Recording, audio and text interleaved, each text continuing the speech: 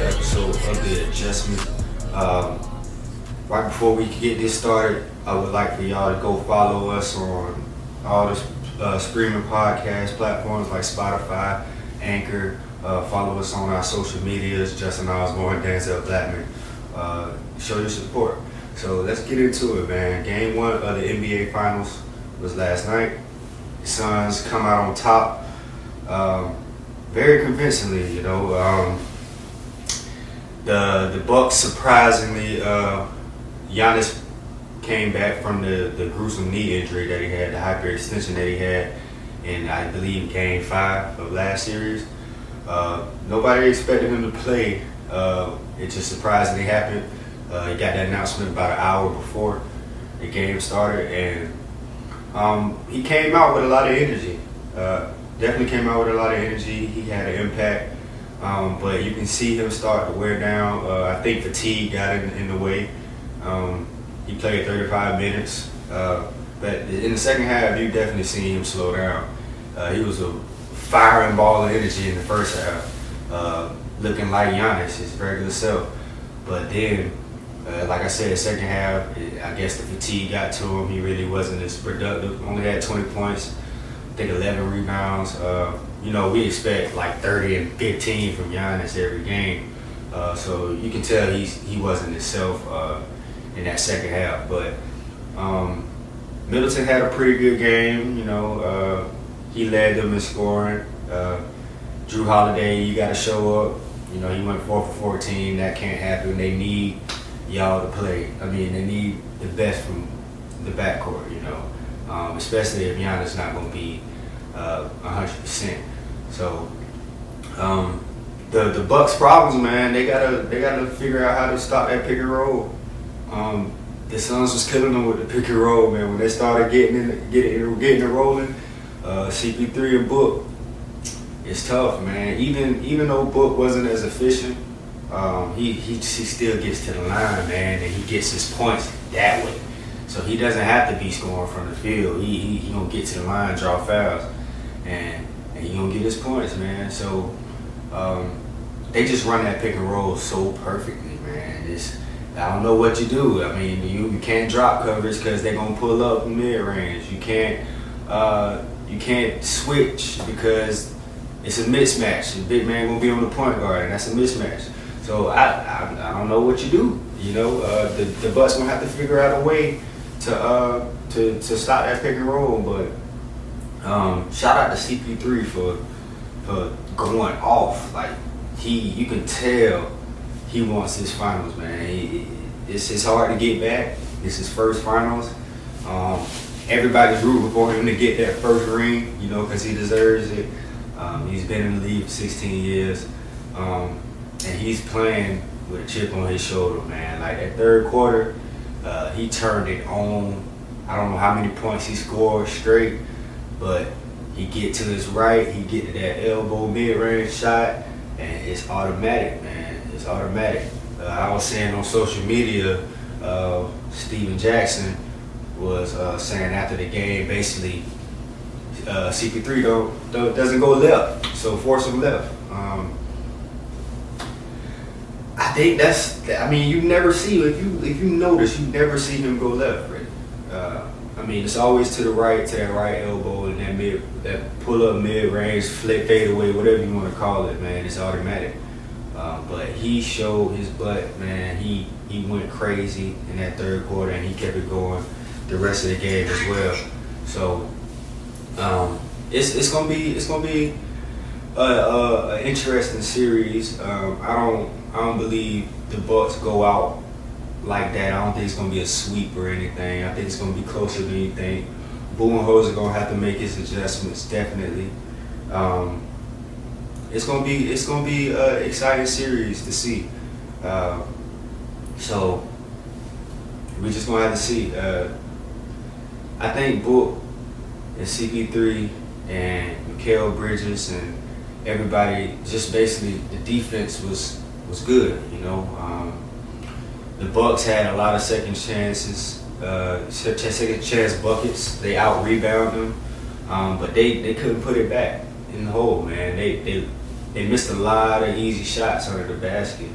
I think Bobby Porter's got to play more because he was a force in the last series without Giannis playing. But I think rebounding is something that they're gonna have to harp on. And speaking of rebounding, man, the only rebounding that the Suns basically need is DeAndre Ayton, man. He coming in with 22 and 19, which is crazy. But I expect that from him, man, because he's a force down low. DeAndre Ayton is an animal. He's so young, 22 years old, and he's just getting better. And he runs the pick and roll. He's still learning off the pick and roll. You can see them talking to him after when he don't crash to the bucket sometimes, or after the roll, after he sets the pick and roll. You can see Book and CP3 talking to him and just coaching him up. So he's still learning on the fly, which is scary, and he's still giving you 22 and 19, like that's it, which is crazy. So I like the Suns. I think it will go 7, just because, especially with Giannis coming back.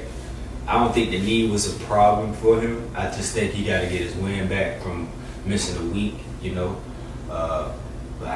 I think he'll be all. I think he'll be fine, man. I think he'll be his dominant self for the rest of the series. I just like the way he came out. He looked like he had a fire under him. He looked like regular Giannis. He was making moves on the baseline, getting to the basket. He was making great passes. And the spacing wasn't bad. They were moving the ball around, but you can tell when they got down. When the Suns got them down by like 15, going into the second half, the ball got stagnant. It started, it got into ISO ball. Middleton was trying to, bring them back, shooting a lot of threes, and that's what I don't like about the Bucks, man. They can bang down low. That's their best game right now. I mean, during the regular season, you hear them say that they shot 39% from 3, and they were pretty good from the 3, but that hasn't been the case from in the playoffs. So I think you got to bang. I don't think anybody can stop Giannis. I don't think anybody can stop Brook Lopez, and I think Bobby Portis can make an impact. But Middleton and Drew Holiday, they got to bring it every night. If they don't, if one of them don't, then it's no chance. It's no shot because you don't have anybody else, that can get you buckets like that. I think you got Giannis, you got Brook Lopez, and you got Middleton. And Middleton is always wishy-washy, So it's going to be a good series, but shout out to CP3 for going off, leading the team. I know he won that MVP, that Finals MVP, and he will definitely deserve it. Shout out to Book, shout out to Ayton, Mikal Bridges, Jay Crowder, even though he didn't have any points, but he definitely made an impact on defense. Campaign coming off the bench, hitting some timely shots. Monty Williams coaching great, the name of this episode is gonna be pick and roll, because that's what the Bucks gotta do. They gotta stop the pick and roll if they got a chance, if they gonna have a chance, man. So moving on along, Sha'carri Richardson. I know that's been a hot topic. She's been off of the Olympic roster. She's not going to be running this year in this year's Olympics because she failed a drug test, tested positive for marijuana. She owned up to it, so I'm not going to make a big fuss about it. I'm just going to mention it. She owned up to it, even though the laws are being, lessened, and less strict around the world, around the country. You still gotta abide by the laws, man. That's the Olympic laws. She failed she tested positive during the Olympic trials. So it was a couple weeks, I guess a week before, she even ran in the Olympic trials and qualified for the 100. And she's been suspended for 30 days, and the USA team decided to leave her off of the roster. She had a chance to be able to run in the 4x100, but like I said, they left her off the roster. And I mean, I'm disappointed. I'm disappointed. You got to know that you're in a position that a lot of people can't get to, and she's gonna learn from it. But she just got to come back, and I know she's going to be great. When she comes back and shock the world. But it's a disappointment to not be able to see her run, because I was excited to see her run. But she got to learn from these mistakes. She's highly regarded in our community, and she got a lot of people looking for her, looking out. Well, not looking out, but a lot of eyes watching her. So that comes with a lot of things. You got to be aware of everybody you're around, surroundings, and everything. So you got to reap the consequences for your actions. So that's all I got to say about that. But we gotta celebrate. Don't just not watch the Olympics, because we do have other black athletes. We do have athletes in there that have a chance, to make history, man. People like women like Gabby Thomas, Sydney McLaughlin. Gabby Thomas, for 200 meters, she qualified. She almost broke the record while also pulling up at the line. Sydney McLaughlin, she shattered the record in the 400 meters. People like Grant Holloway, doing the 100-meter hurdles. It's a lot of people, that we can root for. Sha'carri is not the only athlete in the Olympics that can do great things, man. We got a lot of potential on that team, and I believe that we're gonna have a lot of gold medals in a lot of events, like we always do. So continue to support, the Olympics. Continue to support the black athletes. Continue to support these women and men, because they need our support. Sha'carri's not the only person, man. They did their job. They did their job, and they're going to Tokyo. So let's support them. So Trevor Lawrence finally signs, man. He signs a deal with the Jaguars, 4-year deal, with the 5th-year option. It's a 4-year, $36.8 million contract that includes $24.1 million in guaranteed money and the standard 5th-year option. When I seen this, I was like, because most of the rookies that have been signing, the first-round rookies or the top picks, they've been getting fully guaranteed contracts, and maybe that's what they were pushing for, and maybe that's why it took so long. That obviously they didn't get it, the fully guaranteed, but still got a lot of grip. 24.1 million guaranteed. I don't know what the signing bonus is and stuff like that, but more details on that. Signing bonus paid within 15 business days after he completed physical. No offset language. Majority of compensation in 2022, 23, 24 in roster bonus earned if on 90-man roster on 3rd day after mandatory camp reporting date. Earns roster bonus even if on active NFI. So 6 out of the 9 Jags rookies have signed. Obviously Trevor being the biggest one, and that's going to be our quarterback for the next 5 years guaranteed. So barring anything happens, I'm happy for Trevor.